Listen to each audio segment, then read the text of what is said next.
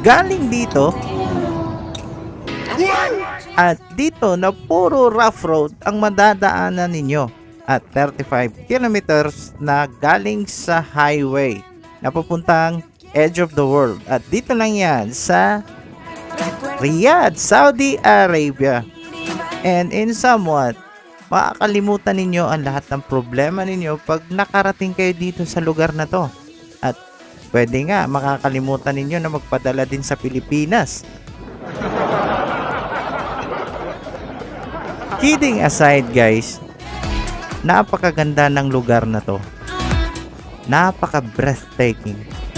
Subukan nyo yung pumasyal dito kung may time kayo. Makakalimutan ninyo sigurado ang problema ninyo. Promise. So without further ado, anytime you want, now you know.